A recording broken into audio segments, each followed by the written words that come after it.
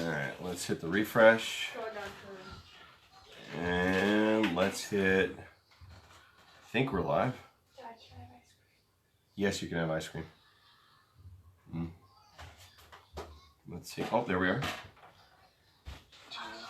Okay, mute that. Now I'll be able to see comments.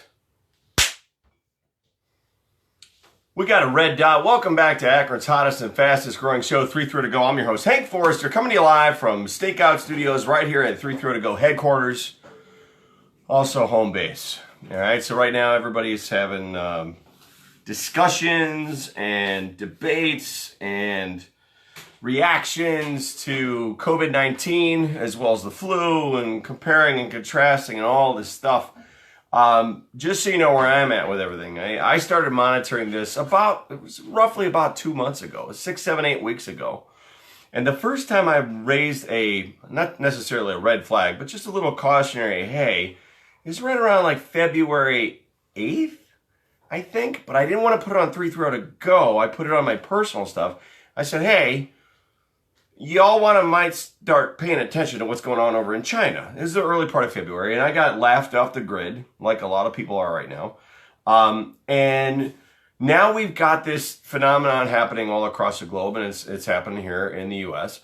So I wanted to share with you the stuff that I've learned over the last 2 or 3 weeks about this, okay? And we're going to do a hand washing demo. Now, before I even get started, I am not a nurse. I am not a surgeon. I have no medical training, but I did stay in a Holiday Inn Express last night, okay? So that's where I'm coming from. I'm just normal, you and me. So we're discussing this stuff out, okay? So I've talked to a lot of people in the last 2 months to get ready for this in terms of what was coming in the U.S. And I've been monitoring a lot of different news channels. I get a lot of updates from a lot of different places. And my concern level isn't so much for me. My concern level is more for my parents.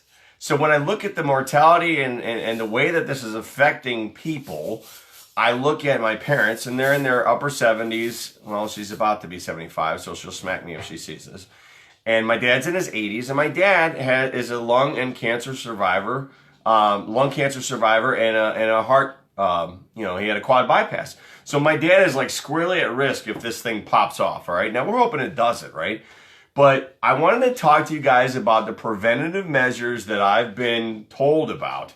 So I shared a video yesterday. If you haven't had a chance to see it yet, it's from a professor at Drexel University over in the Philadelphia area. His name is Michael Lavasseur, if I'm pronouncing that correctly. We're now Facebook friends, so I'll get a chance to communicate him on a regular basis in case we have any questions like this that come up in the 3 Throw to Go network viewing area. I now have a guy that I can ask that specifically focuses on this stuff. On top of that, full disclosure, my sister is a trauma surgeon in the Reading, Pennsylvania area. And yeah, you're dealing no matter what. Your parents cannot come in the house if we're sick. Yeah. So point being, I've got medical people I can reach out to. I'm not a medical professional at all. Okay. Now I want to talk to you about something. And this is full disclosure, me just being me and you just being you. As a country, I believe, in general, we suck at hygiene.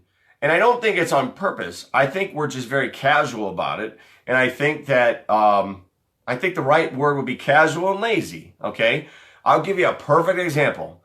So for forever years, I go to a public restroom, and when I go to wash my hands, my typical normal is I'll put my hands in the water, and I'll do the little thing of soap, and I'll get a dollop, right, about the size of a quarter, and then I'll just kind of, you kind of do this, right? And then you just throw it into the water, and away you go, and you're not thinking about all of it, right? So this weekend, I got to DJ a wedding, and during the toast, during the welcomes, during the introductions, the father of the groom is doing the welcoming, right? And he says, during the speech, he says, I'd like to welcome all our guests that came in and traveled in from all over the country. They're here from Texas. They're here from California today. They're here from Florida. They're here from New York. And a bunch of folks are in from Seattle.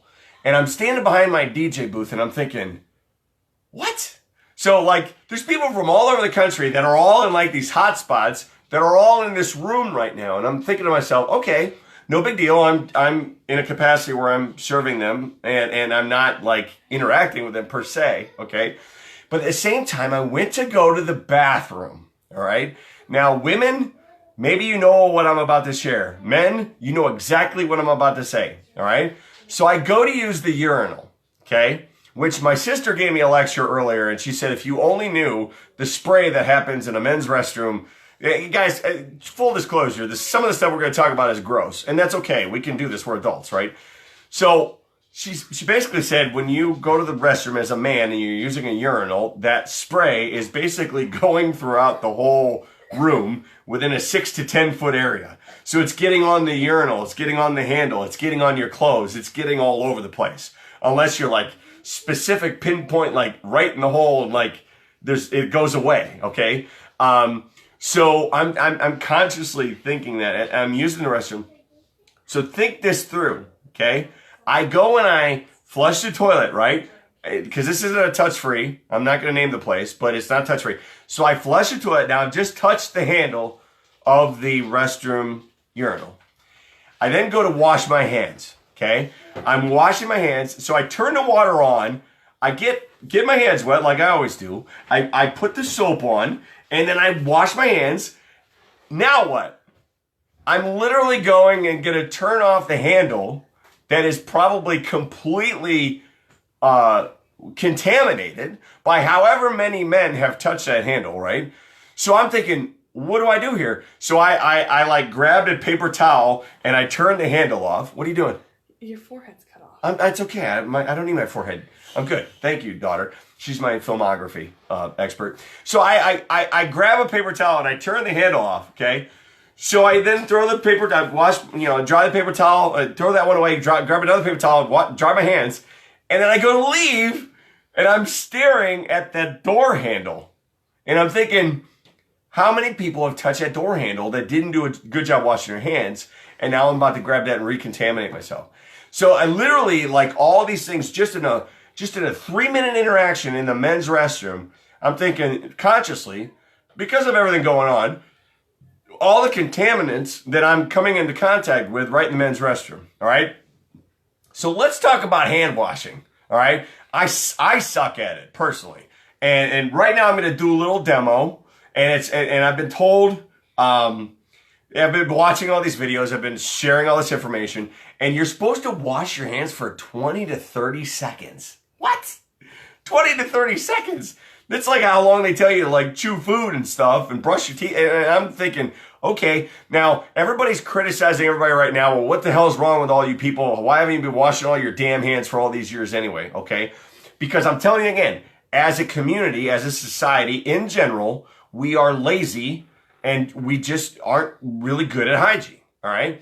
So right now I want to do a little demo. All right. So first off, when I went in and I started to investigate this, I realized from a surgical standpoint and from a medical standpoint, all the surfaces of your hands that are available to wash. So it's not just, typically we just do this and, whatever, but it's in between your fingers. It's under your nails. It is on the side of your hands, on the back of your hands, and up your wrists a bit, and on the main part of your hands, okay? So I have prepared long ago for everything that was about to happen. I told you I've been monitoring this for about 2 months. So about 6 weeks ago, I went and I got all the stuff. I got all the things. So I got gloves. I use nitro gloves, and I use them for cooking anyway, so it wasn't a big deal if I don't use them for anything. I've already got them for cooking, all right? The reason I use these is because they're non-latex and they're non-powdery, so you can use them. Like I just used them tonight to make pork ribs in the air fryer, which were amazing, by the way. I couldn't believe it. So you got gloves. We got hand sanitizer all over the house. We got antibacterial soap all over the house. I got paper towels, and I got cleaners and all this stuff. Okay. So there's 3 things I want to talk about right now that my sister drilled into my head earlier, and that is, what are they? Feces, fluids, and fomites. What is a fomite? Well, she gave me a mini lecture about it, okay? Feces is the #1 way that bad things are communicated in third world countries, and especially any areas without hygiene, okay? So in other words, anytime you use the restroom at all, you want to make sure that you wash well, okay? And mostly it's because you don't wash well, and then the next thing you know, you're touching your mouth, your hand, your mouth, or your eyes, or whatever, after you go to the bathroom, and you transmit that, and you don't even realize it, okay? So fluids is anything where, obviously, it could be up or down. Fluids up or down. But when you sneeze and all that other stuff, that's how if a virus is in you, that's how it gets out, and it sits in that fluid, it sits in that moisture on a fomite. What is a fomite? Okay?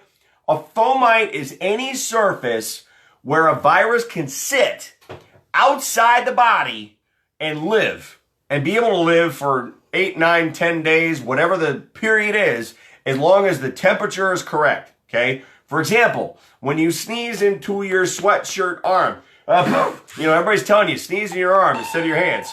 Oh, I should turn that off. Hold on. Let me turn up the notification so it doesn't do that again to you guys. Sorry about that. 1, swipe 2, swipe, there you go, off. All right, back up. So if you sneeze on your hands, you sneeze on your shoulder, you sneeze on the table, those droplets are now out there. So it's not necessarily an airborne virus, but what you've done is you've made it airborne to a point wherever it lands, it's sitting on a fomite. A fomite. So look that up. F-O-M-I-T-E. I couldn't believe, I've never heard of it, but my sister's like, listen, talk about fomites. I'm like, okay. So what we're going to do right now is I'm going to do a simple demo on how to wash your hands that I've been told to do. And then I'm going to wear these gloves. And the reason I'm going to wear these gloves is if I just do it washing my hands in front of you, you won't be able to see it. But if I do it wearing these blue gloves that I use for cooking, you'll be able to see them get wet. So the goal is we want to make sure that these gloves are completely coated. Which, by the way, if you're doing anything where you're going to be treating anybody or working with anything in this capacity, you want to make sure you're wearing gloves. I always recommend a mask. Everybody's saying that the masks aren't any good, but I don't necessarily believe that. So I'd rather be cautious, all right? So here we go. I'm going to put these gloves on. And it's interesting because there's a technique to taking the gloves off as well, all right? This reminds me of Chevy Chase in, what is that movie? It's not Caddyshack. Is it Caddyshack? All right. Or the Blink 182 old video. All the small things, right? By the way, I'm not wearing my ring because I just don't feel comfortable having my ring on with the gloves. It just feels weird to me. All right, so here we go. So I'm gonna use, in this demo, I'm just gonna use Purell. In this case, it's Walgreens hand sanitizer. It's the same stuff. So we want to make these, you see the gloves? We want to make these completely wet. We want to cover the whole surface, all right? That doesn't just happen. You got to do it. There's a certain technique, all right? So here we go. I'm just going to do a couple dobs, blah, blah, blah, all right? Now imagine you're doing this at a sink. You put your soap on, okay? And you're washing, you're scrubbing under the sink, all right? So there's my little dollop of hand sanitizer. They say to sing a song. If you look online right now, there's like all kinds of songs that you can pick from. Happy birthday ×2, all right? So I'm just going to make my own up, all right? So here we go. Like a surgeon, scrubbing in for the very first time.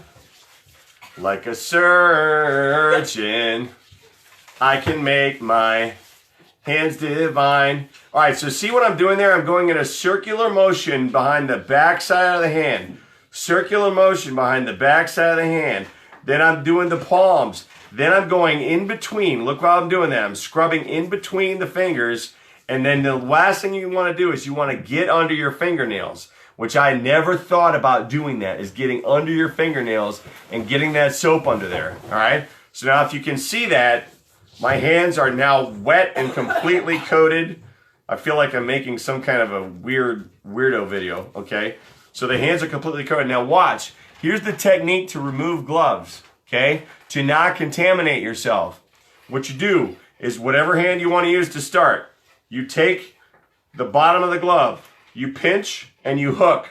You pinch and hook just like that, and then you peel it off, okay? See that? The contaminants are now inside the glove, and then you take that glove, you put it into the palm of the other glove, and then you squeeze it and do the exact same process. Pinch the bottom, pull, and just pull that right off. And now that glove is in the other glove. Contaminants isolated, and then you throw it away. Okay? Sanitation and hygiene, baby. Now, I hope none of this matters. I hope that none of this pops off. I hope that the numbers stop and we create a vaccine and it all goes away. That would be great. In the off chance it doesn't, this will help you to be more hygienical. Is that a word? And Acme and Gojo are going to be working very hard to keep those sanitation cleaners coming. All right, we put a story up, so they're going to work very hard to keep the 330 to go in good hygiene. The 330 viewing area. All right, that's all I got for now. I'll put my wedding ring back on. Love you, honey. Remarry you, and just keep up to date on all the updates that are happening. And I would say don't panic. There's no reason to. But at the same time, just be prepared. There's nothing wrong with being prepared. And on top of that, these good hygiene practices should help in general as far as with flu season and other random diseases as well, like pink eye and all that good stuff, okay? I'm going to be coming to you live sometime later this week. Probably tomorrow, we're going to be doing a downtown tour of Main Street in downtown Akron to check on the construction progress. Until then, I don't know where I'm going, but there ain't no sense of being late.